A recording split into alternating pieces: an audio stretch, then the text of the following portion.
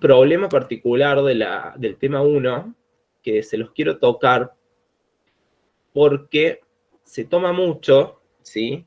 Y en el caso de los ingenieros químicos y de los geólogos, es algo que lo van a necesitar mucho en la carrera, que es el problema de los gráficos. No sé si lo han visto, este problema, que les dice, ¿cuál de los siguientes gráficos representa la densidad de la sustancia a una dada temperatura en función de su masa? Justifique su respuesta. ¿Alguien lo pudo resolver? ¿Le presentó dificultad resolver esto? Yo lo resolví, pero básicamente traté de pensar cómo funciona la cuenta. Puse que es el B. Bien. ¿Y qué es lo que pensaste vos? Em, que la densidad es la masa dividido el volumen. Ujú. em, y entonces, si la masa aumenta, va a entrar más veces dentro del volumen, entonces va a aumentar la densidad. No sé si. Yo, por otro lado, había puesto la D, no sé si está bien, porque había puesto que la densidad no varía eh, al ser la propiedad intensiva, me parece que había puesto. Bien. Les voy a explicar, hay un juego matemático en esa, no sé, que en las respuestas dice la D, bien, pero hay que entender por qué también, ¿no? Hay un juego matemático en esto, acá dice densidad en función de masa, ¿sí? A una temperatura. Si ustedes recuerdan, la densidad es la masa sobre el volumen, ¿sí? En matemáticas, esta fórmula, la parte de masa sobre volumen, se dice que es directamente proporcional. Porque, como les expliqué la vez pasada, para el que no estuvo, si ustedes multiplican estos por 2, el 2 afecta a toda la ecuación, ¿sí? Entonces, si ustedes aumentan en 2 unidades la masa, también se aumenta en 2 unidades el volumen, ¿sí? El gráfico de algo directamente proporcional, no sé, a ver si puedo mostrarles con un símbolo. Bien. Bueno, no me acuerdo cómo era para dibujar. El gráfico de lo directamente proporcional, miren el mouse, ¿sí? O les voy a mostrar directamente con la página. Como es algo directamente proporcional, el B, ¿sí? Miren el gráfico nomás, no se guíen todavía por lo de la densidad y la masa, ¿sí? Es un ejemplo. Lo directamente proporcional, los gráficos son así. Es una línea recta, ¿sí? Porque a medida que aumenta uno, va aumentando el otro. ¿Sí? Si ustedes hacen un eje acá, aumenta uno y aumenta el otro. Y cumple con la ecuación, ¿sí? De directamente proporcional. Esto después lo van a usar durante toda su carrera y les van a dar el tema como dado. No se van a poner a explicar los profes. Si nosotros despejamos la ecuación esta, ¿sí? ¿Cómo quedaría? Densidad por volumen igual a masa, ¿sí? La masa es igual, si quieren lo pongo del otro lado para que no les confunda, a la densidad por el volumen. Es un despeje matemático común. Pero en este caso, acá tenemos un producto, una multiplicación. Producto es sinónimo de multiplicación, ¿sí? Cuando ustedes multiplican la densidad en 2 unidades, el volumen se divide en 2 unidades, ¿sí? Cuando es un producto, al multiplicar una de las variables, la otra se divide. Entonces se dice que esto es inversamente proporcional, ¿sí? Y esto es, lo anterior, directamente proporcional. Entonces, cuando algo es directamente proporcional, es una división, digamos, de una fracción o una división, si se la escribe en línea recta lo mismo, ¿sí? Porque al multiplicarlo o al aumentar en ciertas unidades, afecta toda la ecuación, ¿sí? Cuando algo es inversamente proporcional, es un producto que al aumentar una de las unidades en cierta cantidad de unidades, por ejemplo 2, la otra de las unidades se divide en 2, ¿sí? Cuando una aumenta, la otra baja, digamos, se hace más chica. Una se hace más grande, la densidad en este caso, y el volumen se hace más chico. Y en este caso las dos se hacen más grandes, ¿sí? ¿Cómo es un gráfico inversamente proporcional? Un gráfico inversamente proporcional es este así, ¿sí? Porque a la medida que aumenta uno, por ejemplo, acá es la masa, ¿sí? El otro disminuye, ¿sí? No se guíen por la masa y la densidad, es un ejemplo. Pongámosles que es M y D, ¿sí? A medida que aumenta uno, el otro disminuye. Entonces esto se dice que es inversamente proporcional y este tipo de gráfico es directamente proporcional. Bien, acá la pregunta dice, ¿cuál de los siguientes gráficos representa la densidad de una sustancia a una dada temperatura en función de su masa? Y les da la densidad versus la masa. ¿Qué quiere decir?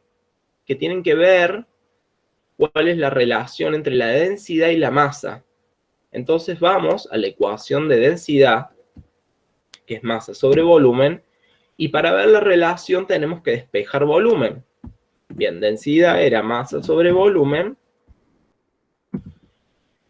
y lo que tenemos que hacer es despejar volumen. El volumen acá va a pasar multiplicando la densidad, y la densidad pasa dividiendo a la masa, ¿sí? Cualquier cosa, si me estoy confundiendo, de pronto no están de acuerdo, me dicen, ¿sí? Me puedo equivocar.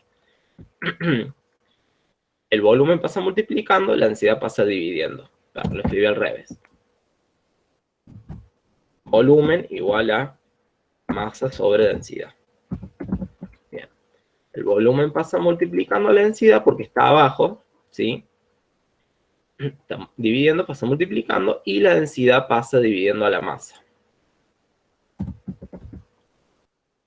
Bien, entonces acá tenemos la relación que hay entre la masa y la densidad. ¿Cómo es esa relación? Si es una división, es directamente proporcional. Pero ¿qué pasa acá? ¿Por qué no es este gráfico?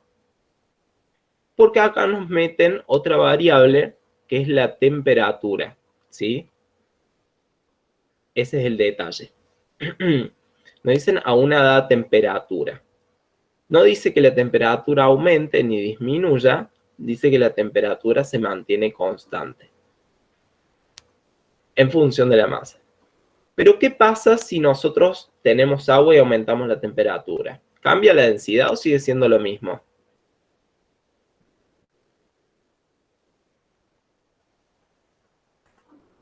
Sigue siendo la misma, ¿sí? No importa la temperatura que esté el agua, la densidad siempre va a ser lo mismo porque tenemos el mismo compuesto. La única forma de que cambie la densidad es que se transforme en otra cosa. Entonces, en función de la masa, ¿sí? Lo único que va a pasar es que vaya perdiendo masa con el tiempo, ¿sí? Porque eso pasa, supónganse que tienen un vaso de agua, el agua se va evaporando, si la tienen hirviendo también se va evaporando, si la tienen congelada se va a derretir y se va a ir evaporando de a poco. ¿Sí? Entonces, la densidad, más allá de eso, yo les doy el ejemplo del agua, siempre va a ser algo constante, ¿sí? Porque no cambia la densidad si no estamos cambiando el compuesto. Así que, aunque la masa con respecto a la densidad sea directamente proporcional, nos tentamos a pensar que es el gráfico B, pero la densidad, como estamos hablando del mismo compuesto, no cambia y se mantiene constante. Entonces el gráfico es el D, ¿sí? Que es una constante. Justamente cuando los gráficos son así, se dice que es una constante, ¿ven? La densidad no cambia, la masa sí aumenta, porque le vas agregando más sustancia, lo que sea, ¿sí? Hay que pensar bien este problema, ¿sí? Si de pronto no les dan la temperatura, no les dicen nada de función de la temperatura, ¿sí? y directamente fuera cuál de los siguientes gráficos representa la densidad de una sustancia en función de su masa, en ese caso sí sería este, ¿sí? Porque son directamente proporcionales. Pero como pone una variable más que la temperatura, decimos que la densidad siempre es constante, así haya hay temperatura constante, también la densidad es constante, pero la sustancia es la misma, entonces vas a mantener la densidad constante. No sé si se entendió, los confundí, díganme por favor, y lo explico de otra manera. Yo tengo una pregunta. Sí, decime. ¿Eso tiene que ver con que la propiedad, con que la densidad sea una propiedad intensiva o es por la temperatura que te dio, digamos, constante? La densidad es una propiedad intensiva, ¿sí? Pero en Sí. este caso, me dice que hay una dada temperatura constante, ¿sí? Y en este caso es por la temperatura, ¿sí? Porque el problema tampoco te dice que están agregando masa, que están agregando otro compuesto. Entonces, la única referencia que tenemos es la temperatura. ¿Y qué puede pasar con la temperatura? Yo les doy el ejemplo de que pueden estar hirviendo algo o pueden estar agregándole la misma sustancia, ¿sí? Y así tenga la temperatura que tengas, la densidad siempre se va a mantener constante porque es lo mismo, ¿sí? No sé si te responde la pregunta. Sí, sí. Muchas gracias. De nada. Pero no pierdan de vista que la densidad sí es una propiedad intensiva, ¿no? ¿Por qué es una propiedad intensiva? Porque depende del compuesto. Podés tener la cantidad de compuesto que quieras y vas a tener la misma densidad si es el mismo compuesto. En cambio, lo extensivo tiene que ver con la extensión de lo que tengas. La temperatura también es una propiedad intensiva, ¿no? En este caso, porque no importa la cantidad, supónganse, del agua, no importa la cantidad de agua que tengas, la temperatura, si es constante, va a seguir constante, ¿sí?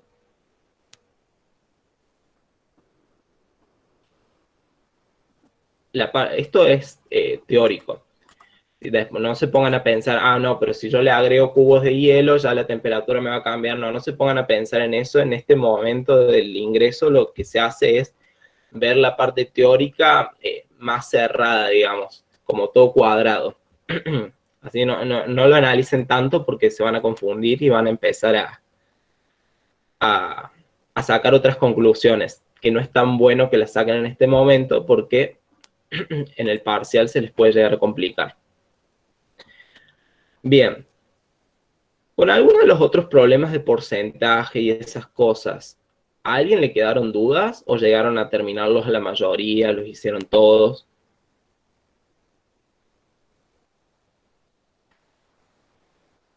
Ahora no estoy viendo el chat. Bien, si nadie tiene dudas, vamos a la parte 2. Principalmente quería que vean esa parte de los gráficos porque confunde y es algo que se sabe usar siempre. No les van a tomar nada raro. De última, lo que les pueden llegar a tomar en los gráficos que hicieron una vez es que la densidad está en función del volumen. Pero tengan en cuenta esto, si dice lo de la temperatura y la densidad está en función del volumen, supónganse, en este caso está en función del volumen y son inversamente proporcionales. ¿Sí? Nosotros, como son inversamente proporcionales, tendemos a pensar, si es en el caso de que está en función del volumen, que es así. Pero cuando nos dicen temperatura, ¿sí? Que la temperatura es constante, va a ser el mismo gráfico, nada más que con volumen. Ojo con eso. Otros problemas que saben tomar, los de fases y compuestos, eso de cuántas fases hay, si es homogéneo, heterogéneo, cuántos compuestos tienen. Seguro que hay un problema de esos también. Y los de porcentaje son los que más insisten. Porcentaje de peso en peso, porcentaje de volumen en volumen, son los que más insisten. Bien. Como veo que no hay más dudas, o si tienen dudas, me escriben, no tengo ningún problema en resolvérselas, porque por ahí después surgen las dudas a medida que vayan avanzando. Vamos a ir a la parte 2 y vamos a tratar de llegar a la 3, que son bastante sencillas, ¿sí? no es tan complicado y la mayoría lo tiene ya desde el secundario visto, ¿sí? El tema 2 habla sobre la discontinuidad de la materia, los átomos, las moléculas y los iones, ¿sí? ¿Qué es lo que tienen que saber ustedes de esto? Es tener una idea de lo que es un átomo, ¿sí? Que está formado por electrones, ¿sí? Tienen un núcleo, el núcleo está formado por neutrones y protones. Imagínenselo como lo vieron en el secundario con el modelo de Bohr. No sé si se acuerdan del modelo de Bohr. Si alguien no vio el modelo de Bohr, dígame, y se lo busco. Que bueno, que nos imaginamos un átomo rodeado que, voy a buscar el modelo de Bohr por las dudas. Nos imaginamos un átomo rodeado de electrones, ¿sí? Y con el núcleo en el centro. Esto es un modelo, ¿sí? No se queden con esto. Es un modelo que les ayuda a ustedes a entender. El átomo no es así. Por el momento les ayuda a entender, pero tienen que tener en cuenta que el átomo sí tiene un núcleo y que hay una nube electrónica que no está definido en dónde están los átomos, ¿sí? Pero en este momento les ayuda a entender. Por eso se llama modelo, ¿sí? A medida que avance el tiempo van haciendo diferentes teorías y van modelando el átomo de diferentes formas para ayudarnos a entender mejor lo que es. Bien, en el centro tenemos los protones y neutrones y alrededor tenemos los electrones que están dando vueltas, ¿sí? Son una forma de energía, no son pelotitas como los muestro. Bien, bueno, acá vemos un elemento está constituido por partículas muy pequeñas que se llaman átomos. Los átomos de diferentes elementos tienen diferentes propiedades. ¿Por qué tienen diferentes propiedades los átomos? Si recuerdan, cuando vimos la tabla periódica, a medida que se baja en un grupo, acuérdense que los grupos son lo vertical de la tabla periódica y los periodos lo horizontal. A medida que bajamos por los elementos del grupo, ¿sí? Esos elementos comparten propiedades parecidas, ¿sí? ¿Qué es lo que le dan la propiedad? Diferentes cosas. Una de las cosas que le da una propiedad es la oxidación que tienen oxidación parecida, o valencia, para los que lo conocen como valencia, que es el último electrón que tiene cada átomo en el último orbital, ¿sí? Supónganse acá, para que vean, o acá, ¿sí? Los últimos electrones, ¿cuáles serían los electrones de valencia acá? Sería este y este, porque son los que están en el orbital más lejos, ¿sí? Que pueden compartir, son los que están disponibles para compartir con otro átomo que se le acerque, y así formar una molécula. Eso le da una propiedad, porque a medida que bajamos en un grupo verticalmente, ¿sí? Esos del grupo generalmente tienen la misma oxidación o valencia. Entonces eso les da una de las propiedades. Si nosotros vamos a otro grupo, tiene otras propiedades que el del grupo anterior, porque tienen diferente oxidación y tienen diferentes también propiedades electromagnéticas. En esto no me voy a frenar tanto en las propiedades electromagnéticas porque lo van a ver después en la carrera, ¿sí? Pero lo tienen que entender.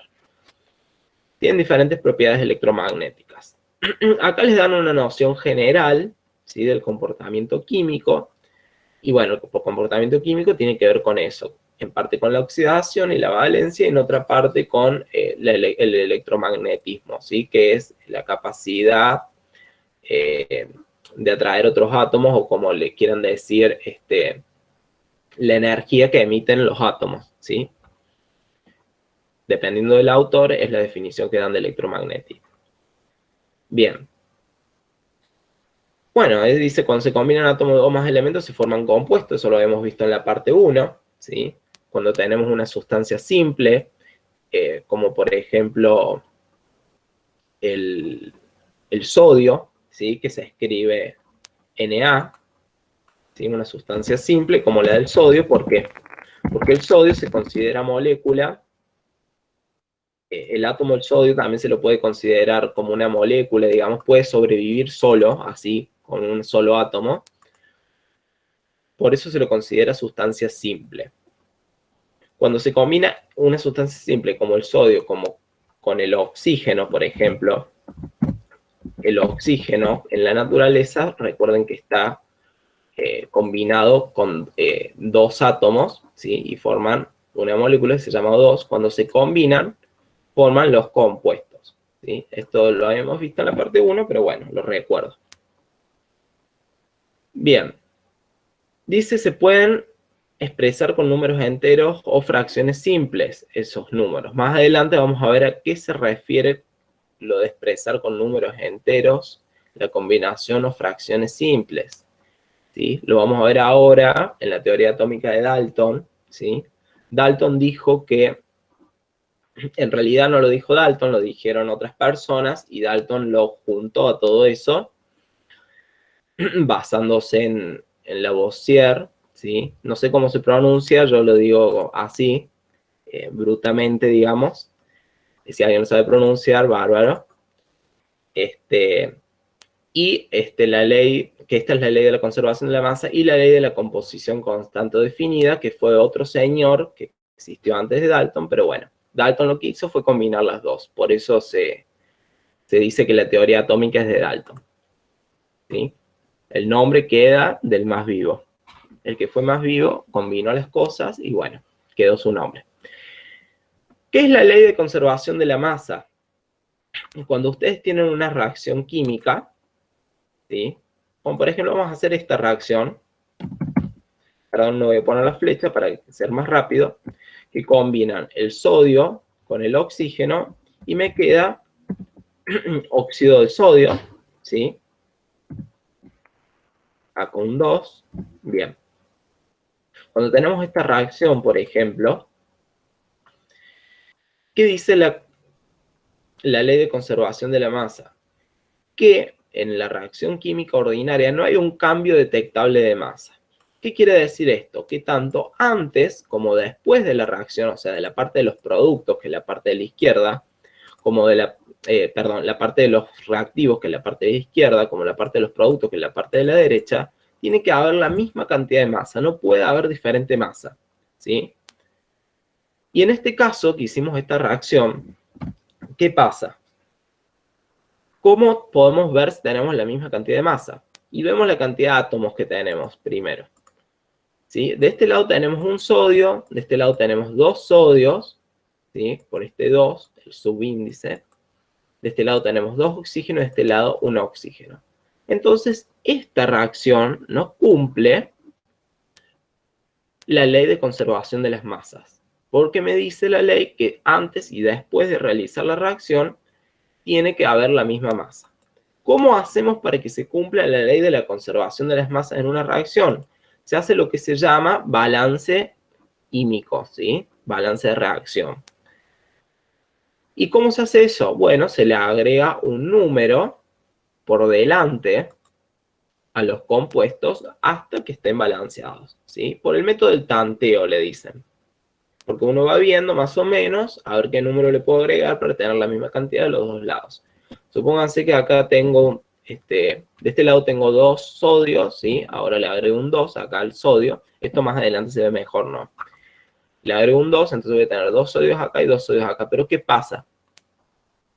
Si tengo dos sodios acá y dos sodios acá, veo de pronto que tengo dos oxígenos acá y del lado de los productos tengo un oxígeno.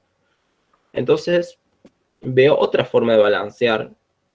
Digo, bueno, voy a agregar un 2 por delante de la molécula de óxido para tener dos oxígenos de este lado y dos oxígenos de este lado. Pero ahora me doy con que en vez de tener dos sodios de este lado, tengo más de dos. ¿Por qué? Los subíndices se multiplican con el número que ponemos de balance por delante, ¿sí? Y eso me da la cantidad de elementos del átomo que tengo de ese lado, ¿sí? Entonces, se multiplica 2 por 2 y me da 4.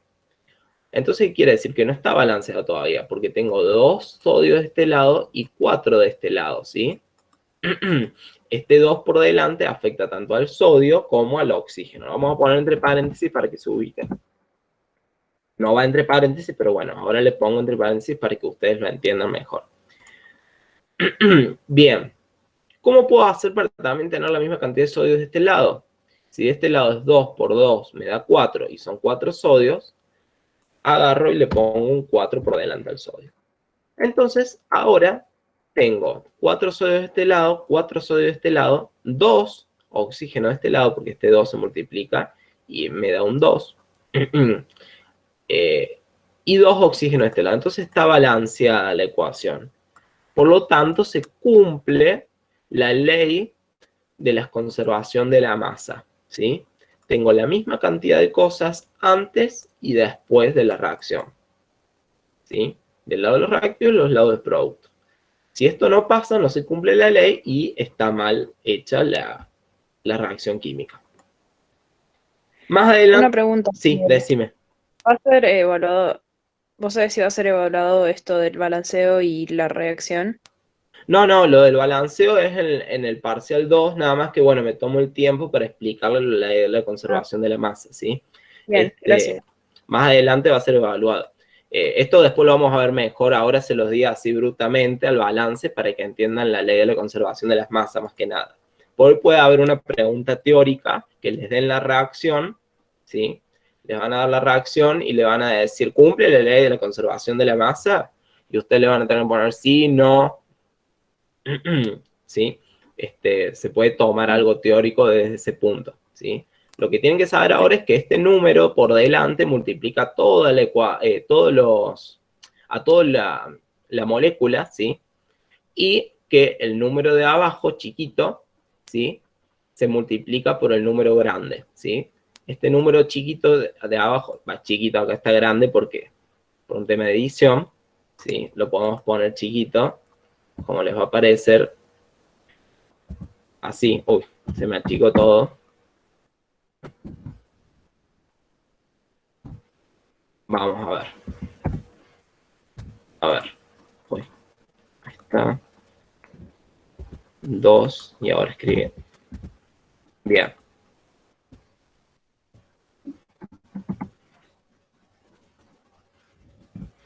Bien, les va a aparecer así. Este número chiquito de abajo, para el que no sabe, significa que tengo 2 sodios, ¿sí? Y este número por delante significa que tengo 2 moléculas de óxido, pero este número se multiplica por este, ¿sí?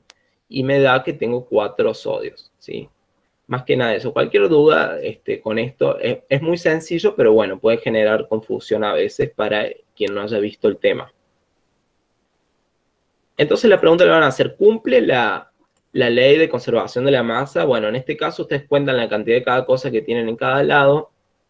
Si tienen la misma, cumple. Si no tienen la misma cantidad, no cumple, ¿sí? Si acá no tuvieran el 4, de pronto no cumple la ley de la conservación de la masa. Bien. La ley de composición constante definida es muy parecida, ¿sí? Pero habla de composición de los compuestos en proporciones, ¿sí? Es la relación entre el número atómico de los elementos que forman los compuestos, ¿sí? Y tiene que ver con la ley de las proporciones múltiples, ¿sí?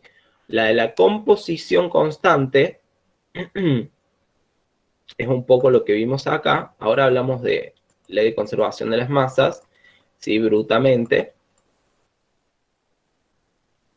La ley de la composición constante quiere decir que si yo tengo cuatro átomos acá, se pone así un 4 de sodio, tengo 2 de oxígeno, y de este lado tengo 2 por 2, tengo 4 de sodio, y 2 por este 2 que lo afecta al oxígeno, y 2 de oxígeno, ¿sí? Entonces, la ley de la composición constante se respeta, porque me dice que tengo 4, 2 y 4, 2. Esto no se toma, ¿sí? Es más que nada para que entiendan el tema. ¿Qué otra forma hay para saber lo de la ley de la composición, de la conservación de la masa? ¿Sí? Una forma también es usar la ley de la composición constante, como recién, ¿sí? Y la otra es agarrar la tabla periódica, ver lo que pesa cada compuesto. el sodio pesa 23, nosotros sabemos que si acá tengo un 4, tengo que multiplicar el 4 por el peso del sodio, que es 23, y me va a dar el peso total de sodio de este lado, que sería 4 por 23, 92. Y el oxígeno, tengo 2 oxígenos, el oxígeno pesa 16, 16 por 2, como tengo 2 oxígenos, tengo que multiplicar al 16 por 2, me da 32. Y de este lado me va a dar los mismos pesos, porque estoy respetando la ley de la conservación de la masa, y tengo un 2 acá, que significa que tengo 2 sodios, por el 2 que tengo por delante me da 4 sodios, me va a dar también 92, ¿sí? Y tengo 2 oxígenos, porque este 2 me afecta toda la molécula, entonces tengo 32 gramos o UMAS de oxígeno. Ya vamos a ver mejor lo que es gramos o UMAS. ¿Es posible que si una si una se cumple, la otra no se cumpla? Porque así como lo veo, parece imposible que una no se cumpla si la otra se cumple. Exactamente, es imposible que una se cumpla y la otra no. Las dos siempre se van a cumplir, ¿sí? Ok. Si no se cumple una, no se cumple la otra. Porque si acá no tenemos el pesaje que teníamos que tener, significa que no tenemos la cantidad de átomos en la molécula que tiene que tener de este lado para que sea igual de este lado. Todo esto es muy teórico, no se usa mucho, pero está bueno saber de dónde vienen las leyes. ¿Y qué quiere decir la ley de las proporciones múltiples? La ley de la proporción múltiple es parecida a la de la composición constante, nada más que en vez de hablar de toda la reacción, ¿sí?, y de los compuestos de la reacción, lo que dice la de las proporciones es que me toma solamente de una molécula los átomos de una molécula. Entonces, en el caso del óxido de sodio, ¿sí?, ¿cuál sería la ley de las proporciones múltiples? Para que lo entiendan así en criollo. Que cada 2 sodios tengo un oxígeno, ¿sí? Lo vamos a poner abajo a ver si. Cada 2 sodios tengo un oxígeno, ¿sí? Me toma el compuesto este solito y hace el análisis de composición de este compuesto solo. Cada 2 sodios tengo un oxígeno. Se parece a la otra, la de la composición, nada más que la de composición habla de la reacción en general y la de la proporción habla solamente de un compuesto en particular. Como por ejemplo acá, bueno, da el ejemplo del dióxido de carbono. Cada 2 oxígenos, ¿sí?, tengo 1 de carbono, ¿sí? Siempre el dióxido de carbono va a ser así, cada 2 oxígenos voy a tener 1 de carbono, ¿sí? No va a cambiar. Bien. Bueno, Dalton lo que vio es que, ¿por qué combinó las tres? Porque, bueno, vio que las moléculas, ¿sí?, siempre cumplían unas propiedades particulares, por eso también formuló la ley de las proporciones múltiples, ¿sí? El dióxido de carbono siempre va a ser así, o sea, no va a cambiar y se va a llamar dióxido de carbono, siempre va a ser así, ¿sí? Es redundante ahora para nosotros, pero en ese momento no era redundante. Y bueno, agregó eso más a los otros 2 postulados que había.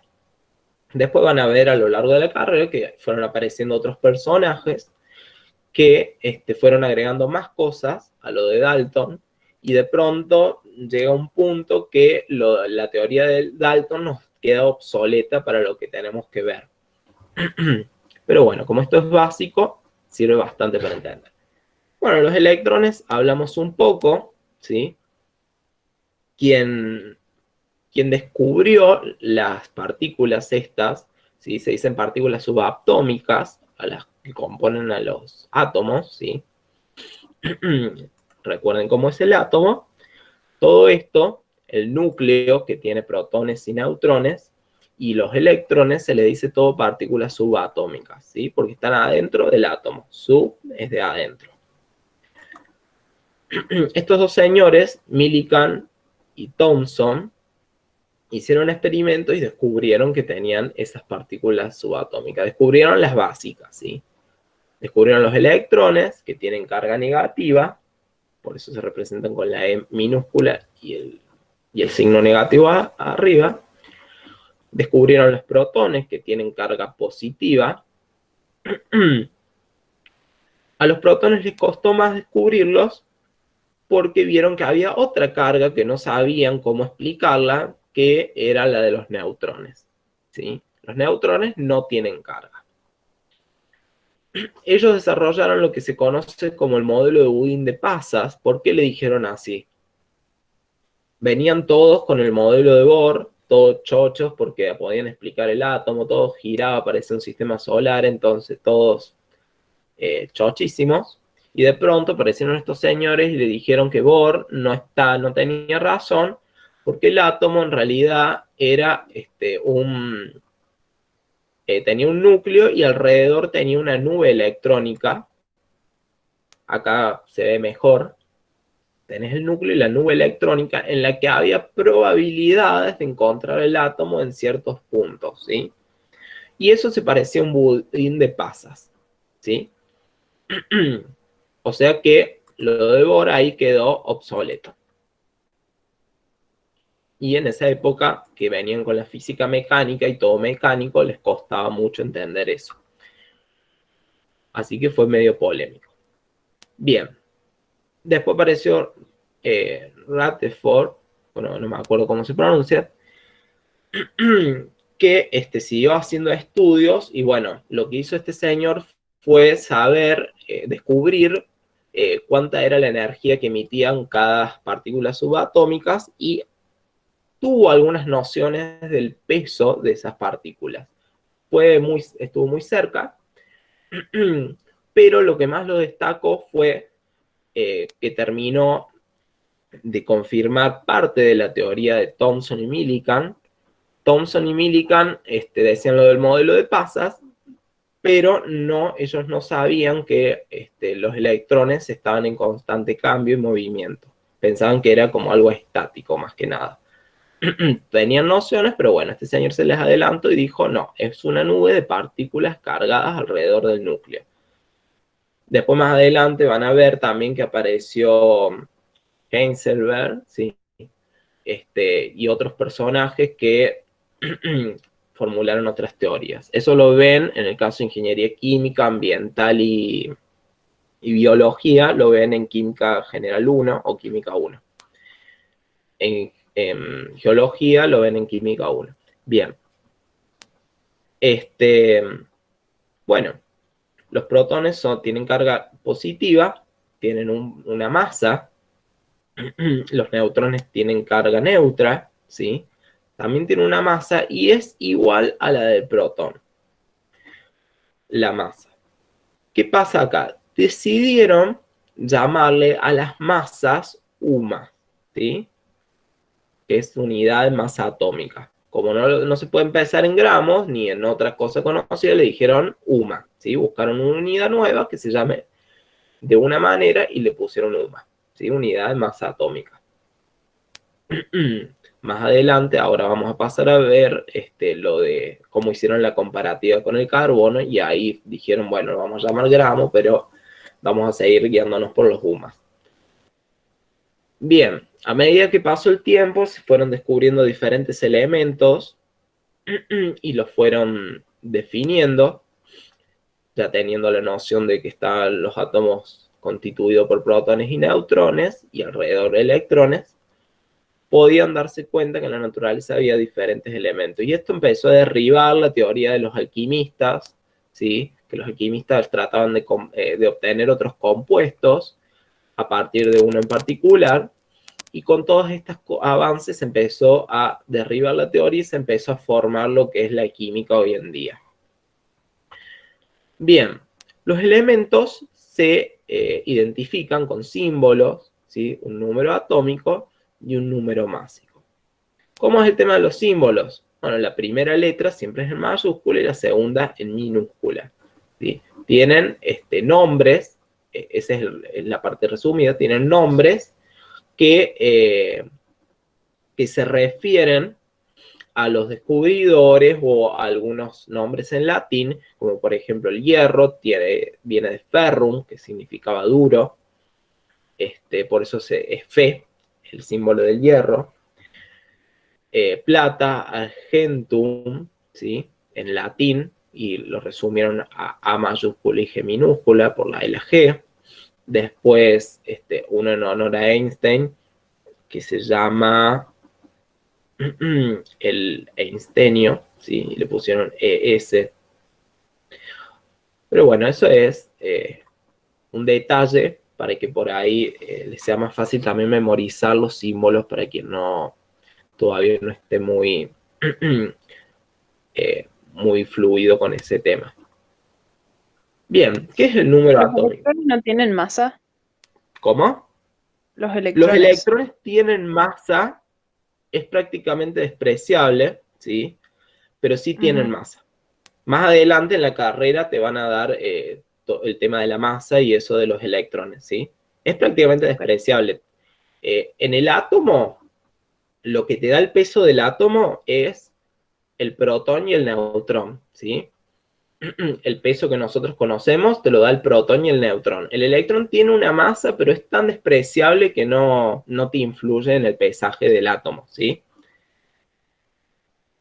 Es importante eso. Lo que te da el peso del átomo es el protón y el neutrón del núcleo. Es lo más denso y pesado del átomo. Los electrones no influyen mucho en el peso. Sí influyen en temas de intercambio de energía, en temas de combinaciones con otros átomos y eso. Pero en el peso son los protones y neutrones del núcleo. Bien. Bien. Vamos a pasar a lo que es el número atómico, que es otra de las definiciones que caracteriza un elemento. El número atómico, ¿qué es? A ver si alguien se recuerda el secundario, lo pueden leer de acá también. ¿Qué es el número atómico?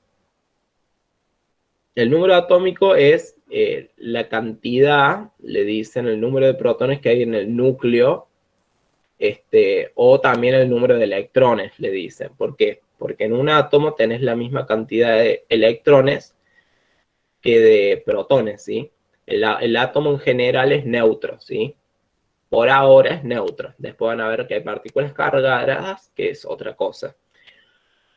Por ahora es neutro. Y para mantener esa neutralidad, si bien tienen pesos diferentes el protón con el electrón, el del electrón es prácticamente despreciable la masa, la energía es muy parecida. La energía del electrón, la energía negativa que tiene el electrón, es muy parecida a la del protón. Entonces, la misma cantidad de protones y electrones le da la neutralidad al átomo. El número másico, ¿qué sería? A ver, si dijimos que... aquí está el número másico. Si dijimos que la masa de un átomo está definida por el núcleo, ¿qué es lo que le da el peso al núcleo? ¿Cuál es el número másico? Se representa con la letra A, pero ¿qué sería? Serían los protones y neutrones, ¿sí? Porque es lo que le da el peso significativo al átomo. Entonces, si de pronto ustedes le preguntan cuántos protones tiene un átomo, pueden agarrar, ver el número atómico o el número másico. Generalmente se hace una resta, ¿sí? Pero ya les voy a explicar por qué se hace la resta. La resta es más que nada para saber el número de neutrones. Resulta que la naturaleza no es perfecta y tiene elementos diferentes, tiene el mismo elemento, pero con diferentes pesos. De pronto, los científicos encontraron que tenían un mismo elemento con diferentes pesos, diferentes masas. Y decían, ¿qué pasa acá? Si yo tengo cobre y cobre, ¿por qué este cobre pesa más que este cobre? Si yo tengo hidrógeno y hidrógeno, ¿por qué este hidrógeno me pesa más que este hidrógeno? Y bueno, ahí descubrieron lo que se llama isótopos. En la naturaleza hay elementos del mismo tipo que se llaman hidrógeno, se llama cobre, se llama oxígeno, se llama carbono.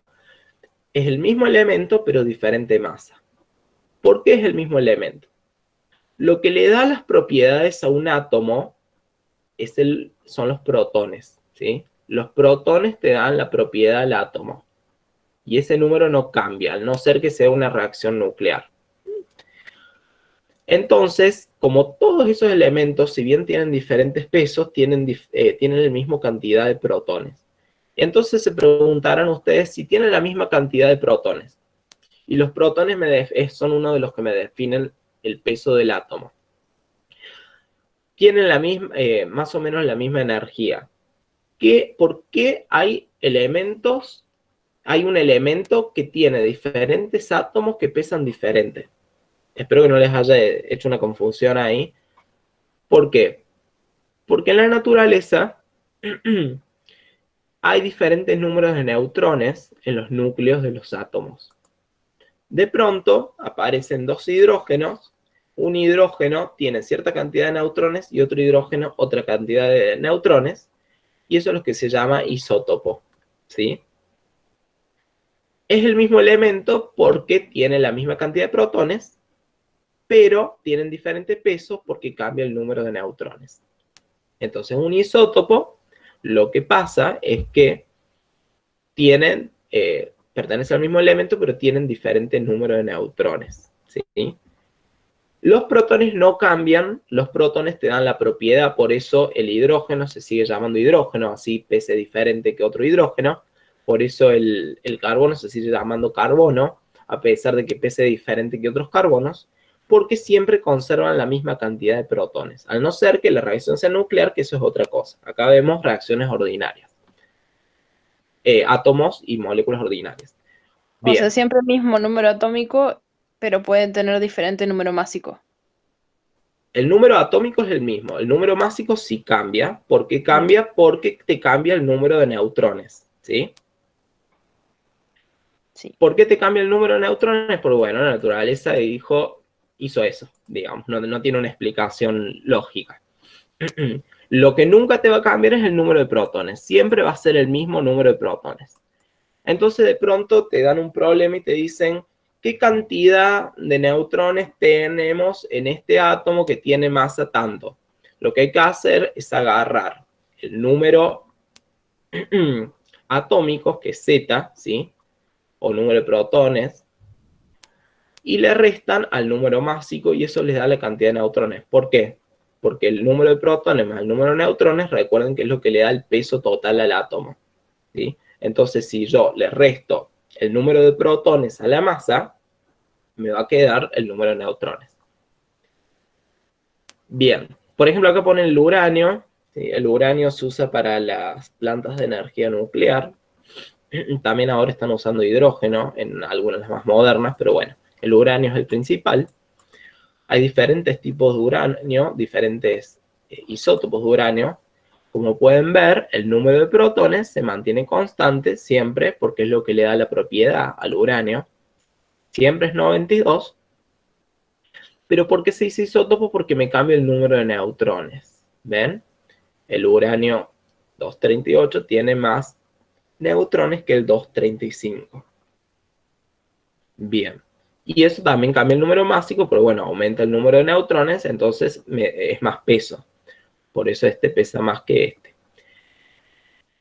Pero bueno, lo importante es que entiendan que los protones se mantienen constantes y que lo que cambia es el número de neutrones. Y eso es lo que me hace que cambie el peso. Hay una forma de escribirlo, ¿sí? A estas cosas, que es esta. En la que se pone el número másico arriba, ¿sí? Como un exponente sería, pero no es un exponente. Y el número atómico se lo pone abajo. Entonces a ustedes ahora en el parcial les van a decir, bueno, tengo el uranio le van a poner esto, y les van a decir cuántos neutrones tienen, supónganse. Por supuesto va a ser más desarrollada la pregunta, pero una de las preguntas puede ser esa. ¿Qué tienen que hacer ustedes? Bueno, a ver, arriba tengo el número másico, y yo sé que el número másico es la cantidad de neutrones más la cantidad de protones que tengo en el núcleo, ¿sí? Y abajo tengo el número atómico, y yo sé que el número atómico es la cantidad de protones que tengo en el núcleo. Entonces, como yo sé que los protones se mantienen constantes y lo que me cambian son los neutrones, al número másico le resto el número atómico, y eso me da la cantidad de neutrones, ¿sí? ¿A alguien le quedó claro? No le quedó claro porque por ahí les puede llegar a confundir. Vamos a escribirlo. Número atómico, número másico. Bien. El número atómico de lo que me están dando ahí, por ejemplo, en esto, es 92. ¿Sí? Y el número másico es 235. Sí, 235. Bien, entonces, el número atómico, ¿qué es? Cantidad de protones. Cantidad de protones, esto con las mayúsculas. Y el número másico, ¿qué es? Protones más neutrones. Bien. Y habíamos dicho que en un átomo,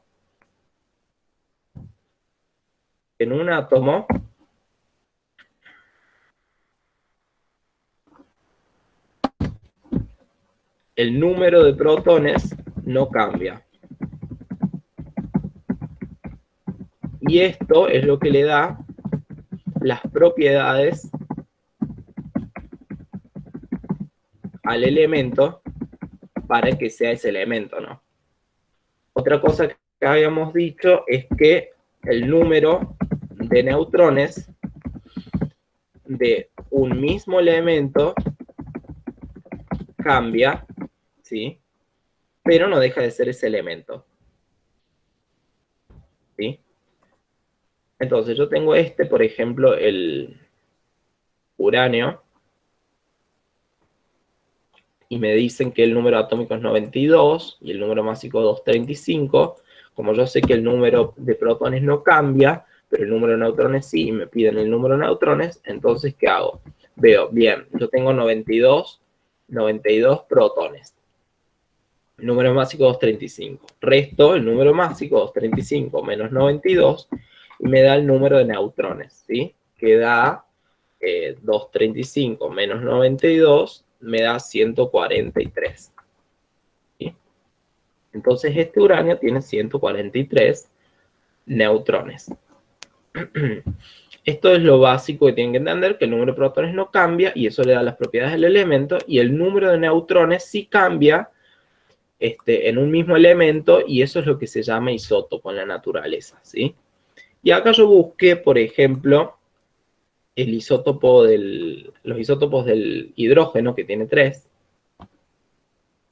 y tenemos el que se llama protio, ¿sí? El protio tiene un protón y no tiene neutrones, ¿sí? Después tenemos el deuterio, que tiene un protón y un neutrón. El protón es el de color azul y el neutrón es el de color gris. Y este es el que sale en la tabla periódica, ya vamos a ver por qué.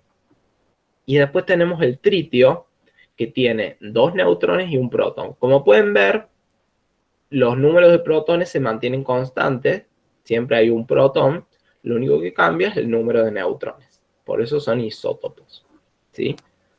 En la tabla periódica, si ustedes ven, el hidrógeno que nos representan es el deuterio, ¿sí? Número másico 1 y es el protio. El número másico 1 y el número y la masa 1. El número atómico 1 y la masa 1, ¿sí? Sin neutrones. Ya vamos a ver por qué. Bien. Bueno, acá explica lo de las moléculas. Esto creo que es bastante claro, que es una agrupación de átomos, ¿sí? Están unidos mediante un enlace covalente o puede ser iónico, en este caso nos centramos en los covalentes, y según una relación numérica constante y entera. Esto, según una relación numérica constante y entera, tiene que ver con la ley de Dalton, que vimos más arriba, de la ley de las proporciones múltiples, ¿sí? Bien. ¿Qué es un enlace covalente? El enlace covalente es, se le dice cuando se comparten átomos, electrones entre dos átomos, ¿sí? Por ejemplo, acá ponen el hidrógeno y el hidrógeno comparten electrones entre dos átomos. Imagínense siempre, para tener claro, el modelo de Bohr, por ejemplo, y se imaginan los electrones girando alrededor. Saben que no es así, pero bueno, les ayuda a tener una noción de las cosas. Entonces, supónganse que viene acá otro átomo con un electrón y decide compartir su electrón con este otro átomo, entonces eso se dice que es enlace covalente. Hay otro tipo de enlace que son los iónicos, que no comparten, sino que es una carga eléctrica lo que los hace, lo que los mantiene unidos, ¿sí?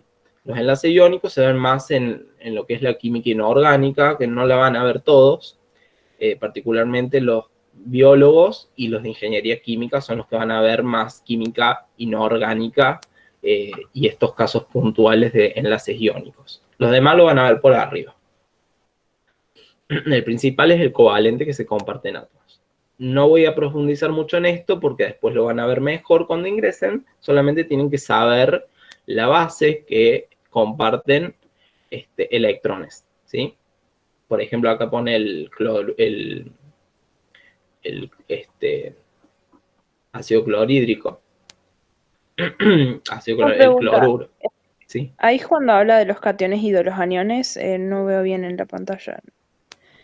Porque Bien. yo tenía una consulta sobre los cationes y los aniones. Los cationes y los aniones. Bien, sí, decime. Porque cuando habla de ellos siempre dice que es el catión de un átomo, pero un catión no es un átomo en sí que tiene diferente carga porque le faltan electrones o tienen electrones de más, o no sé. Claro, lo que dice es que un catión es algo de carga positiva, ¿sí? Eso lo tenés en claro. Sí. Catión viene de carga positiva y anión de carga negativa. Cuando un átomo gana un electrón, tiene un electrón de más, ¿sí? Cuando pierde un electrón, tiene un electrón de menos, le queda un exceso de carga positiva. ¿Por qué? Porque la cantidad de protones sigue estando constante, ¿sí? Lo que perdió fue una carga negativa, entonces le queda carga positiva y se llama catión. Cuando gana un electrón, tiene una carga negativa además, entonces se le dice anión. Las moléculas, creo que a eso vas, tienen una parte catiónica y una aniónica, ¿sí? Porque hay uno de los átomos que tiene más atracción por el electrón que el otro. Generalmente es el átomo con electronegatividad más fuerte, ¿sí? Eso acá te lo muestran por arriba, pero básicamente tenés que tener en cuenta la definición de catión y anión. Bien. ¿Era con eso lo que tenías o era otra duda y me fui del tema? No, sí, era básicamente eso, sí. Por ejemplo, en este caso, el cloro es más electronegativo, esto se lo voy a decir así en rasgos generales porque lo van a ver después, es más electronegativo que el hidrógeno. El cloro tiene tendencia a captar más electrones que el hidrógeno, ¿sí? Por un tema de energía. Entonces se dice que la parte aniónica de la molécula es el cloro y la parte catiónica es el hidrógeno, porque el hidrógeno es más positivo. Después van a ver también que hay moléculas que son cationes y aniones, ¿sí? Si de pronto esta molécula pierde un electrón, la molécula entera, se le dice cation, porque va a tener una carga positiva, y si la molécula entera gana un electrón, se le dice anión. Por ejemplo, hay un ejemplo que es muy común, que es el amoníaco, ¿sí? En la parte de fórmulas, por ahí no se los dan, pero es importante que aprendan la fórmula del amoníaco. El amoníaco tiene una propiedad que le permite ganar un hidrógeno más, si quieren, la molécula, un hidrógeno más. Pero como gana ese hidrógeno más, y el hidrógeno viene con su electrón y su protón, ¿sí? Está llenando de carga positiva a la molécula, porque el protón es mucho más fuerte que el electrón. Está llenando de carga positiva a la molécula. Entonces, esta molécula se transforma en un anión, ¿sí?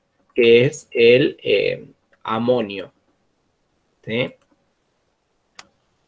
Entonces esto se llama anión, tiene una carga positiva además. Viene un hidrógeno. El hidrógeno cuando se une a esta molécula pierde su electrón, se va el electrón, ¿sí? Por un tema de energía, y queda solamente con el protón. Entonces esto se carga positivamente y se le llama anión. No tienen que saber el detalle de por qué pasa ahora, solamente tienen que saber que esto se llama anión, ¿sí? Y como está cargado positivamente, significa que tiene protones de más, supóngase. Si fuera cargado negativamente, como esto, que creo que se llamaba amina, no me estoy acordando ahora, en ese caso tiene un protón de menos, entonces está cargado negativamente y bueno, se llama anión. Sí, anión. Esto se llama cation y el otro se llama anión. Bueno, acá está el famoso amonio. No sé si saben que ahora con el tema de la cuarentena y todas las desinfecciones en China y en Europa se están desinfectando las calles. No sé si se pusieron a preguntarse con qué desinfectan las calles.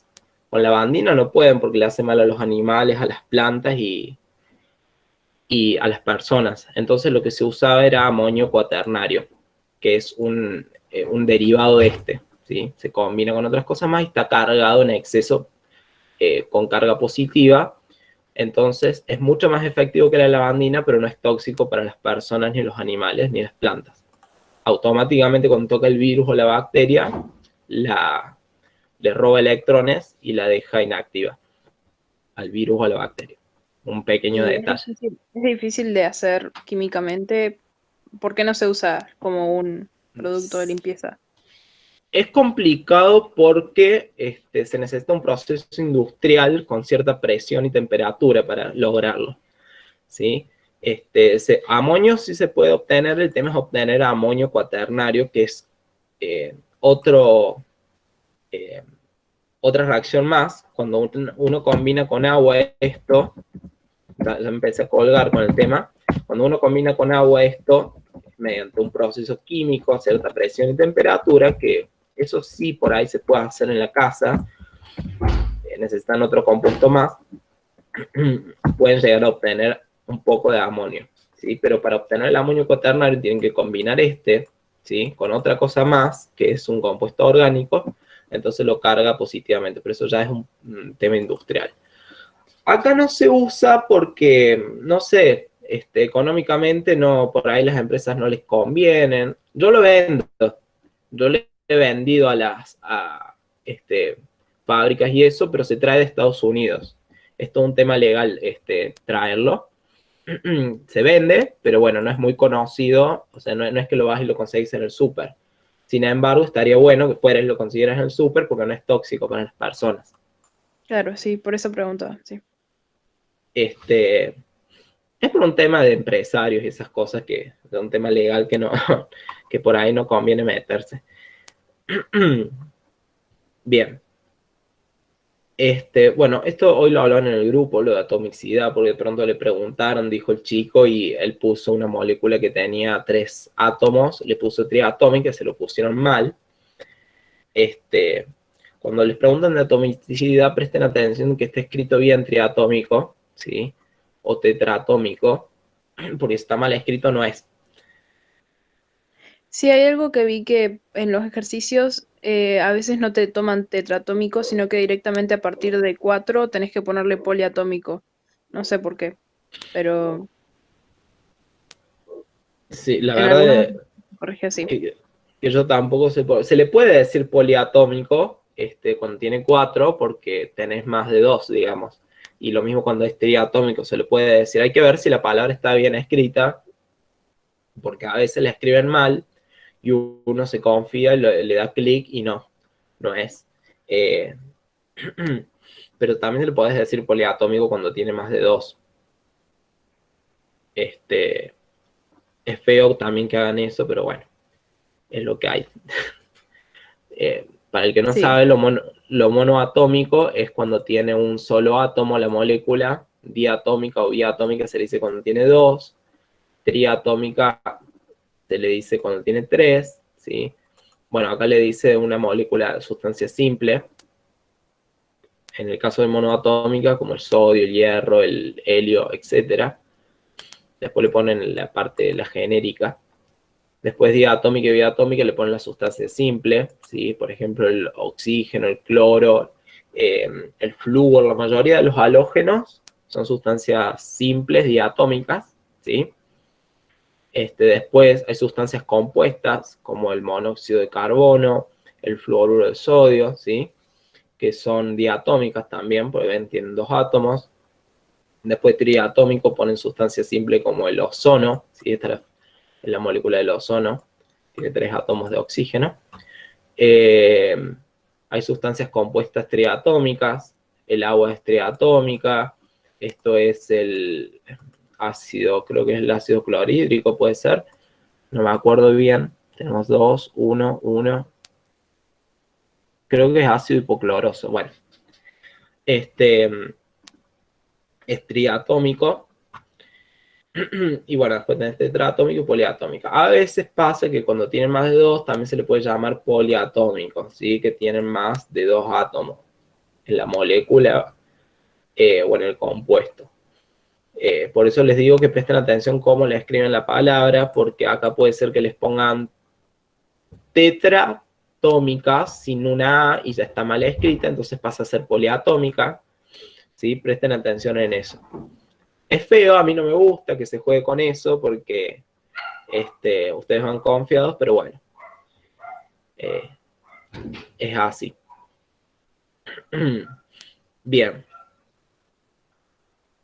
Bueno, acá son detalles, no hay sustancias compuestas o compuestos cuyas moléculas sean monoatómicas. Eso ya es por la definición.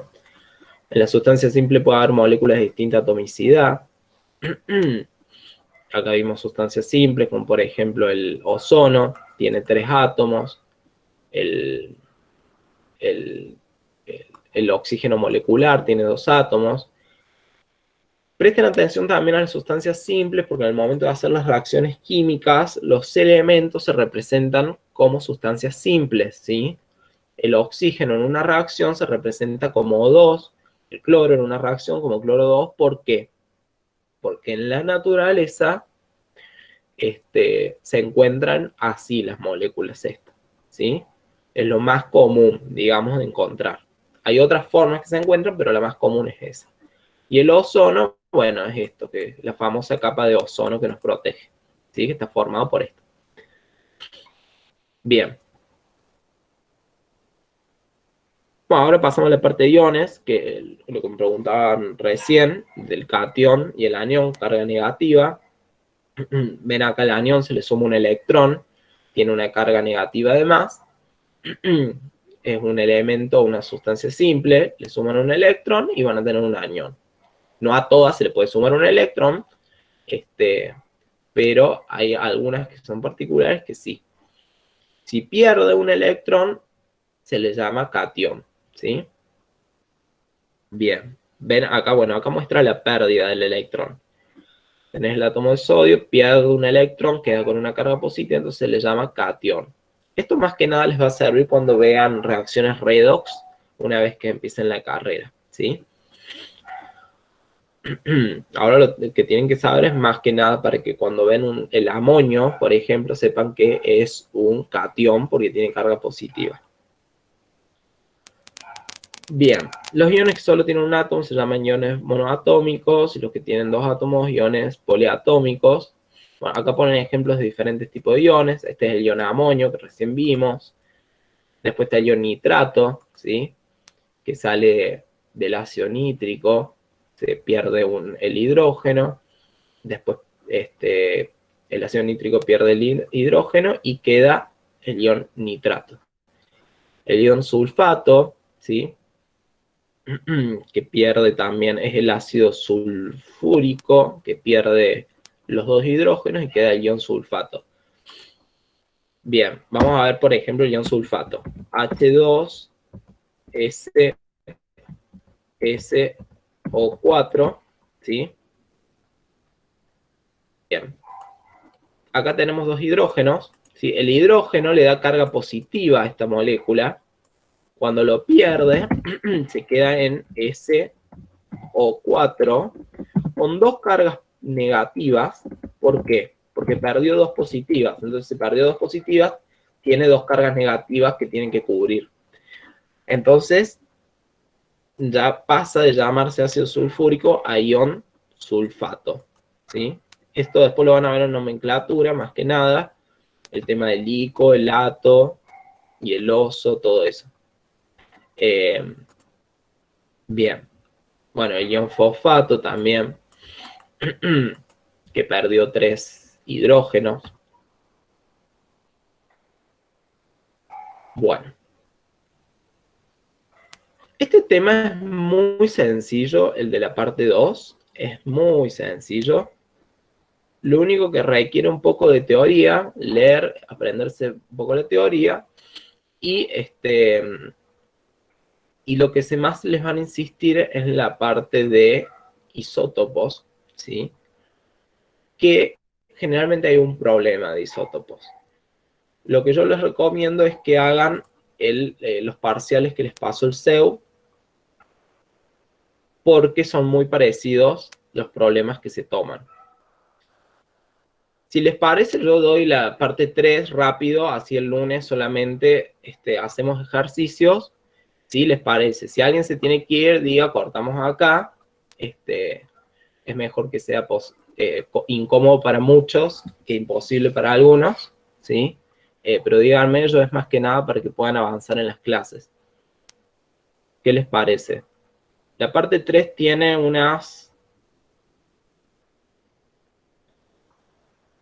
deben ser 6 hojas nomás, las partes teóricas. Antes que nada, ¿les quedó alguna duda con la parte 2 sobre isótopos, sobre cation, anión, sobre la cantidad de átomos? Yo tengo una pregunta, no sé si corresponde a los ejercicios de la parte 4 o 3, que también lo daban en las actividades obligatorias. Es cuando hace la abundancia isótopa, de los isótopos. Bueno, y en esos ejercicios se daba el porcentaje de 2. Y eran 4. Sí. En ese caso, ¿cómo se saca? El de hierro. Me parece que sí. Sí. Sí, era el de hierro. Sí, porque me acuerdo que era, sí. Bien, en ese caso, bueno, acá eso es de la parte 3, ¿es cierto? Hay que hacer un sistema de ecuaciones. Si les parece, bueno, hago rápido porque es hasta acá, ¿sí? Para explicar esa parte. Lo otro es muy teórico, es el número de Avogadro, que es más geometría. Lo digo rápido y les explico cómo se hace ese ejercicio en particular. Bueno, el tema 3, bueno, habla de las masas de los átomos, que un poco ustedes ya lo saben. De dónde salen las masas de los átomos, le dicen escala de carbono 12, porque los científicos necesitaban alguna manera de pesar los átomos, ¿sí? Que no sea con cantidad de protones y neutrones, porque no podían hacerlo así, no se puede estar contando la cantidad de protones y neutrones. Entonces buscaron una manera general para decir, este átomo pesa tanto. Y lo que hicieron fue comparar cada átomo con el carbono 12, ¿sí? Que es el mejor átomo que encontraron ellos por ciertas características para compararlo. Bien, Hay una explicación acá, si quieren leerla, no es algo que se tome, pero es para que ustedes entiendan de dónde vienen las cosas, ¿sí? Entonces ustedes de pronto cuando van a la tabla periódica ven los pesos, ¿sí? Que son en UMA y nosotros lo que hacemos es convertirlos a gramos a veces, ¿sí? Entonces, ¿qué son esos pesos? ¿Por qué, a ver, el carbono, bueno, el carbono tengo el carbono 12, pero ¿por qué el hidrógeno tengo el hidrógeno que pesa 1 y no tengo el tritio, por ejemplo, que debería de pesar 3?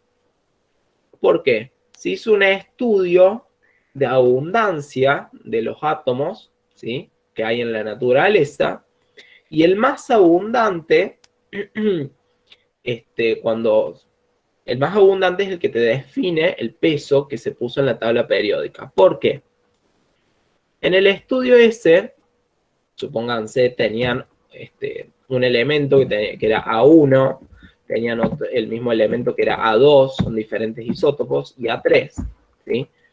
Y vieron que A1 tenía una abundancia de 78% en la naturaleza, que A2 tenía una abundancia de 20%, y que A3 tenía la abundancia, el resto, digamos, 78 más 20, 2% queda. Bien, se hizo una suma y se calculó un promedio, y el peso que queda es muy parecido al más predominante, ¿no? Entonces, por eso ustedes van a ver que el peso de la tabla periódica es del átomo más abundante en sí, pero en realidad sale del promedio, que se calcula acá, ¿sí? ¿Por qué generalmente la del más abundante? Porque el número más grande es el que te predomina en una ecuación de promedios. Eso lo van a ver después en Introducción a la Matemática o en Matemática 1. Pero lo importante que entiendan ahora es que los pesos que están en la tabla periódica salen de un promedio de porcentajes de abundancia. Por eso están con coma, ¿sí? Porque, a ver, el hidrógeno, ¿por qué tiene 1,00797? Si tiene un protón o 2 o 3. Porque, bueno, es un porcentaje y cuando se hace el porcentaje quedan en coma. ¿Y cómo lo hacen eso? Con una fórmula, esta fórmula de acá, ¿sí? Que lo que hacen es, ven la masa atómica, la multiplican por el porcentaje. Esto es porcentaje, ¿sí? Porque es un número, que sería el número de la masa atómica, dividido por 100, te da porcentaje. Recuerden que porcentaje viene de por 100. Y eso me da la masa atómica, la suma, digamos, de los diferentes elementos que hay en la naturaleza, los diferentes isótopos, me da la masa atómica que sale en la tabla periódica. Por eso da con X, ¿sí? Entonces, de pronto, el ejercicio ese dice, no sé si alguien lo tiene disponible al parcial para mostrarlo. A ver si se animan a presentarlo. Yo creo que lo tengo ya. Ahí me fijo. En el celular.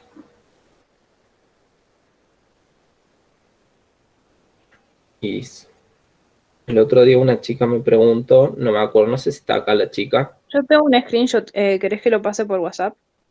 Bueno, pásalo por WhatsApp y yo lo comparto.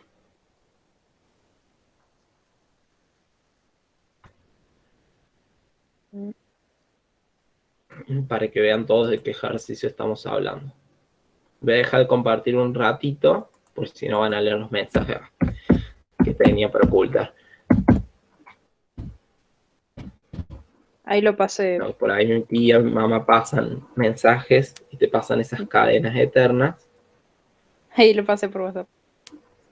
Bueno, ahí lo descargo y pongo compartir de nuevo. Bien. Veamos. ¿Al grupo lo pasaste? Sí, al grupo de química, sí. Bien. Ahí está, ahí me llegó. Ahí lo descargo.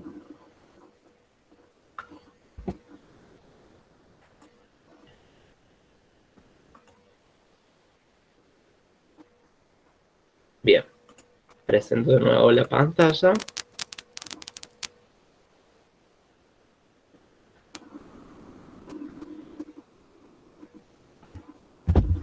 A ver. Carga.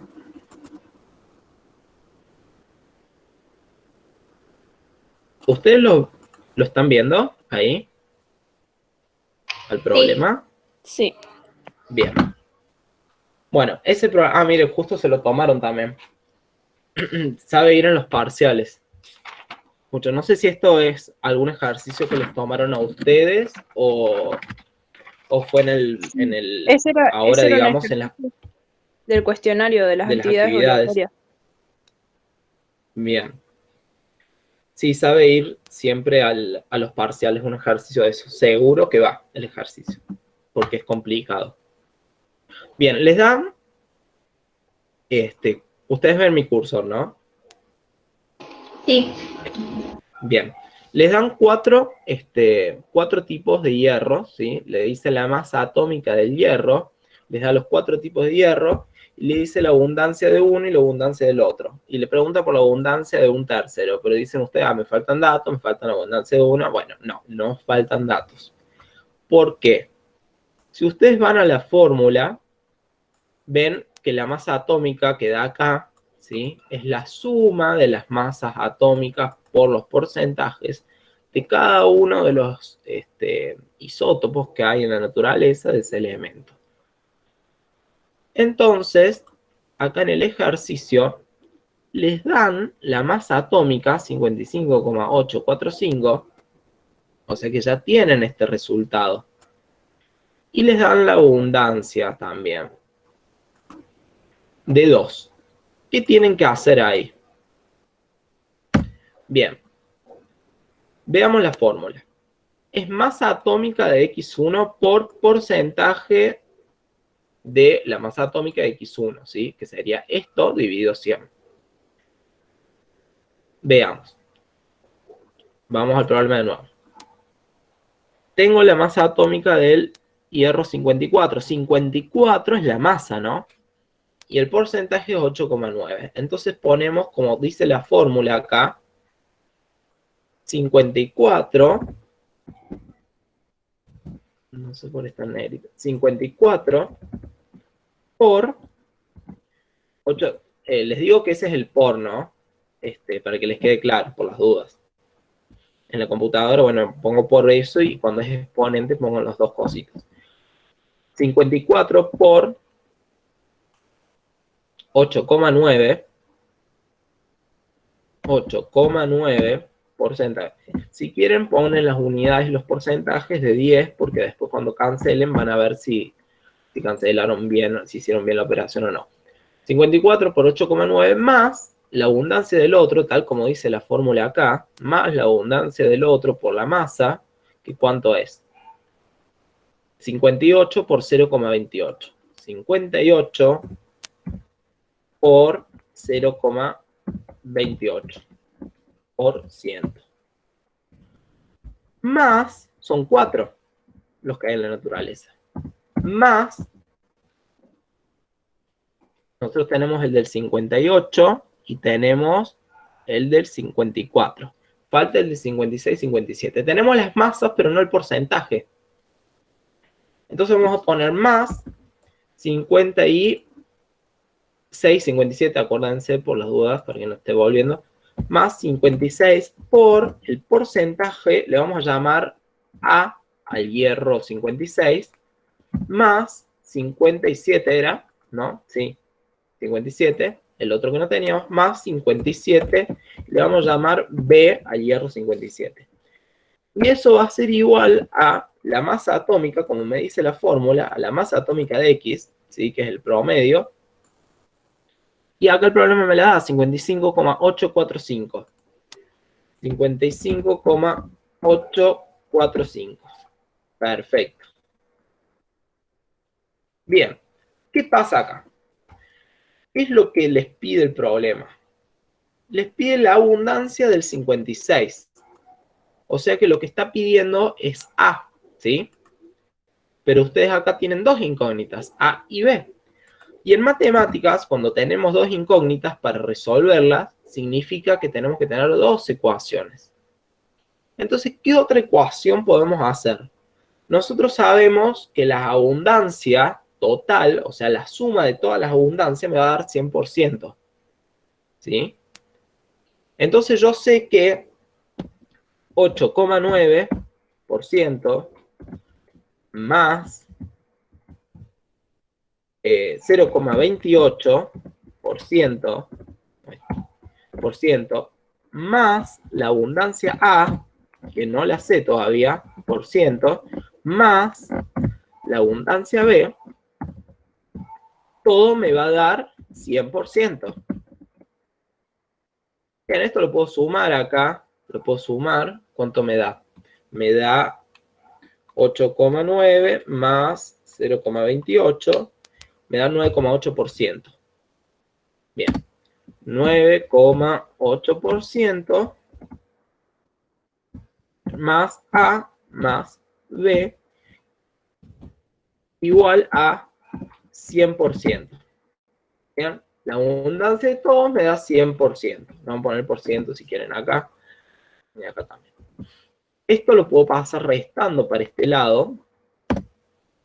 Vamos a ponerle un cosito para que vean que estamos hablando de cosas diferentes. Bien. Ahí está. Estamos hablando de dos ecuaciones diferentes. Pasamos restando esto y me va a quedar A más B igual a 100% menos, porque se está sumando, pasa restando, 9,8. ¿Cuánto es 100 menos 9,8? 9,8. Lo voy a escribir porque después sube en la clase y por ahí se confunde. Más B igual a 100 menos 9,8, 90,2 da. Bien. ¿Qué es lo que sabemos hasta ahora? ¿Qué es lo que sabemos hasta ahora? Que nosotros, ¿sí? Entre la abundancia de A y B, las dos abundancias sumadas van a dar 90,2. Y como yo acá tenía dos incógnitas, ¿sí? También, como tengo dos incógnitas acá y tengo dos incógnitas acá, puedo hacer un sistema de ecuaciones, ¿sí? Y podemos resolver por el método de sustitución. Vamos a desarrollar un poco esta ecuación, ¿sí? Podemos sumar estos números, multiplicar esto y esto, sumarlos, ¿sí? Y lo pasamos restando para este lado. 54 por 8,9 más 58 más 58 por 0,28 me da 496,84, ¿sí? Por ciento, o como quieran decir, ya acá el porcentaje se puede sacar. Que si no empieza a confundir. Más 56A, esto es una ecuación, ¿no? 56 por A, más 57 por B. Bien, esto me da igual a 55,945. Puedo despejar, esto es un número, esto es un número, este lado es un número, entonces puedo despejar este para este lado, ¿sí? Y pongo 56 por, ya voy a repetir todo de nuevo por las dudas si a alguien no le quedó claro. 57 por B igual a 55,945 menos 496,84. El tema de los signos después lo vemos, ¿sí? Puede ser que me haya confundido por ahí en algo. Vamos a ver por las dudas. Por 8,9. Ah, sí me confundí en algo. ¿Por qué me confundí?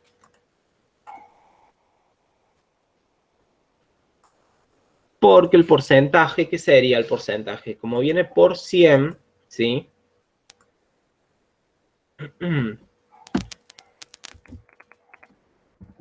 Hay dos opciones. O multiplico esto por 100 o lo divido a este 8,9 por 100, ¿sí? Tal como dice la fórmula de acá.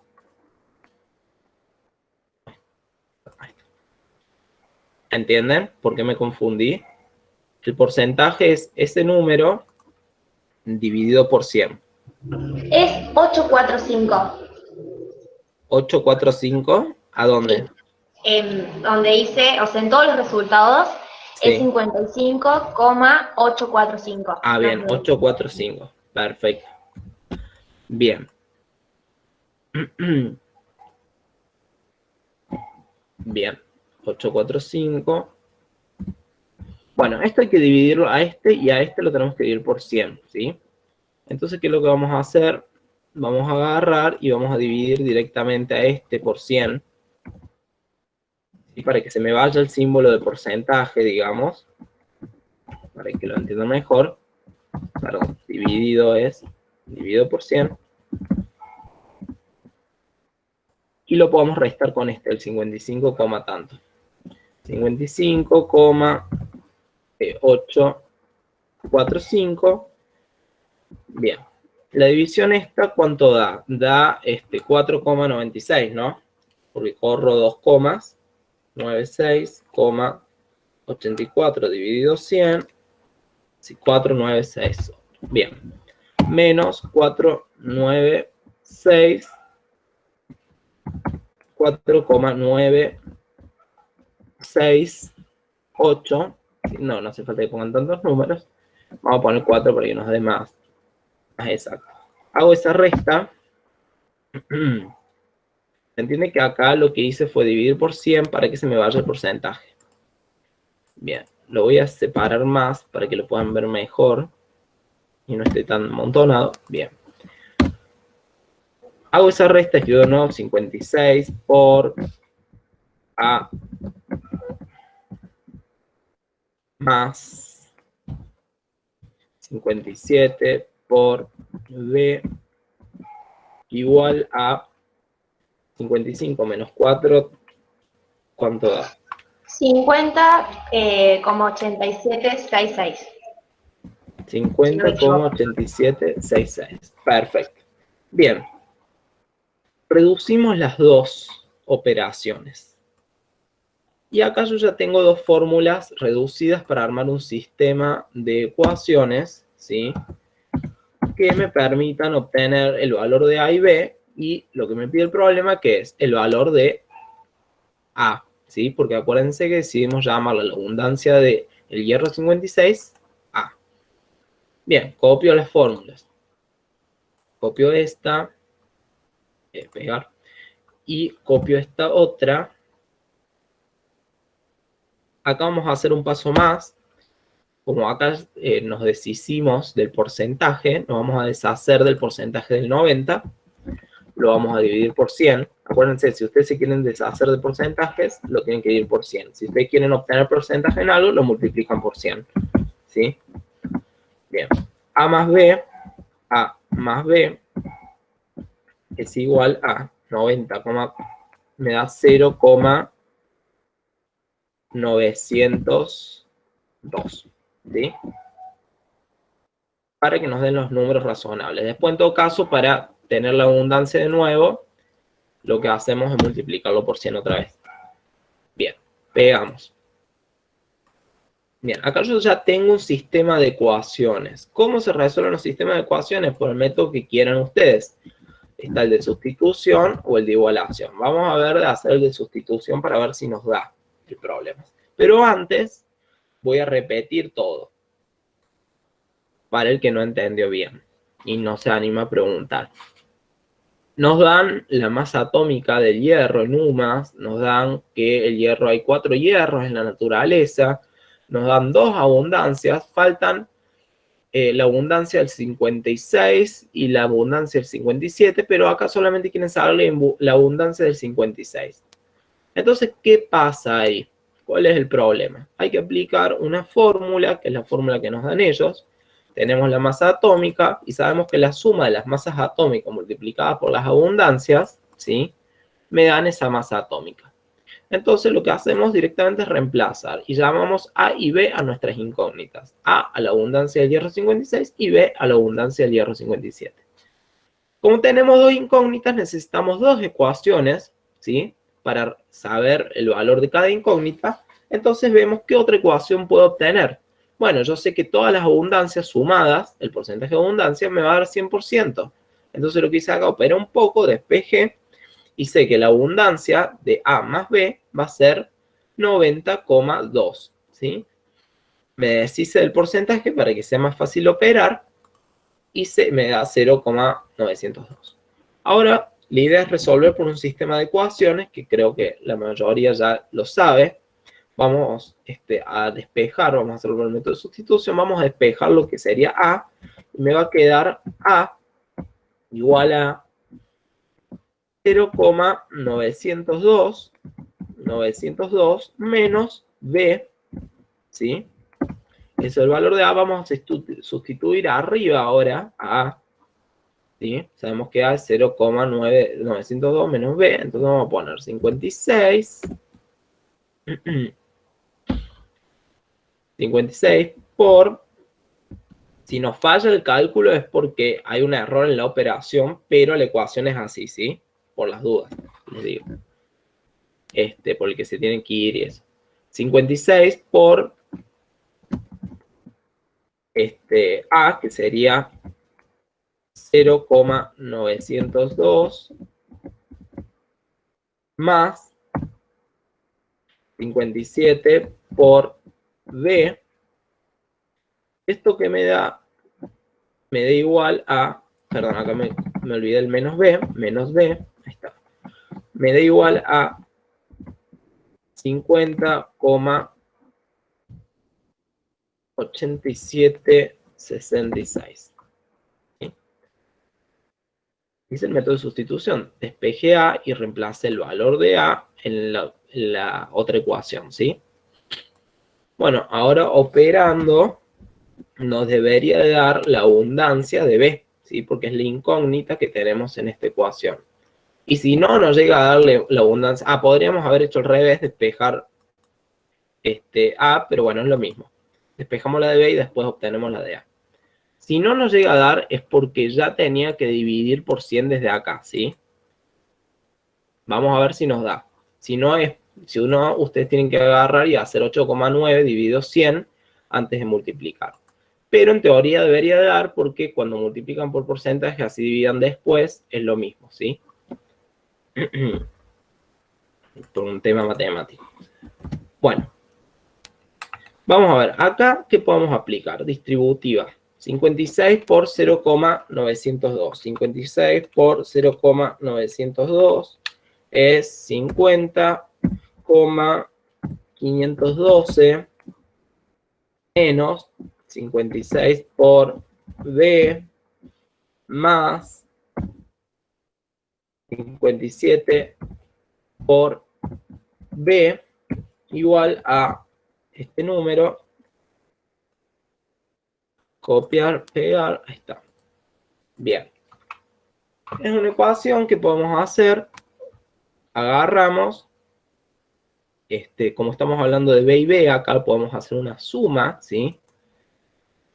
Y este número es igual que, es un número igual que este, ¿sí? No está multiplicado por nada raro. Entonces podemos despejar y pasar esto restando a esto, ¿sí? Entonces nos quedará menos 56 por B más 57 por B igual a 50 menos 50,512. Perfecto. Menos 56 más 57, ¿cuánto es? B, ¿sí? Pues tengo un negativo, un positivo, conservo el signo del más grande, entonces me queda B solo. Igual a, ¿qué me da esto? Me va a dar 50 menos 8766, perdón, 50,876 menos 50,512 me va a dar 0,3646. Bien. Multiplicado esto por 100, me va a dar el porcentaje de abundancia de B, ¿sí? Multiplico esto por 100 y me va a dar que B tiene una abundancia de 36,46%. 46%, ¿sí? ¿Qué hacemos ahora para saber la abundancia A? Y bueno, reemplazamos acá B. Vamos a poner la fórmula de nuevo. Vamos a poner copiar, pegar porque es más rápido. Copiar. Puse cortar. Copiar. Pegar. Ahí está. Reemplazamos B. Ahí. Vamos a pegar de nuevo. Vamos a reemplazar B. Para que vean. B me había dado, acá usamos el B sin el porcentaje, porque acá no lo tenemos al otro número con el porcentaje. Copiar, pegar, bien. Y esto me da el porcentaje de abundancia de A. Me va a dar, a ver, 0,902 menos 0,3646. Me va a dar 0,5374. Lo multiplicamos por 100 para que me quede en porcentaje. Y me da que la abundancia A es 53,74. ¿Sí? Esa es la abundancia A. Y es lo que me pide el problema. ¿Sí? Acuérdense que le llamamos A al hierro 56, ¿sí? Y el problema me pide la abundancia del hierro 56. ¿Y cuánto da? 53,74. O sea que ninguna de las respuestas es correcta. ¿Les quedó alguna duda, algo en el desarrollo? Este ejercicio específico, o sea, así resuelto después, ¿lo podrías enviar al grupo? Sí, lo puedo enviar. Les pongo las referencias para que sepan los chicos y lo envío. ¿Sí? ¿Les parece? Gracias. Bien, ¿a alguien le quedó alguna duda ahora con respecto a la resolución de ese ejercicio? Todo sale de esta fórmula y después, y bueno, de esta, la suma de los porcentajes, 100%. De todos los porcentajes tienen que sumar 100%, ¿sí? Y hacemos un sistema de ecuaciones. Siempre recuerden, tienen dos incógnitas, necesitan dos ecuaciones para averiguar lo de las incógnitas. Si tienen tres incógnitas, tres ecuaciones, ¿sí? Pero en este momento no les van a dar más de dos ecuaciones. Y lo resuelven por el sistema de sustitución que ven en matemática también del ingreso.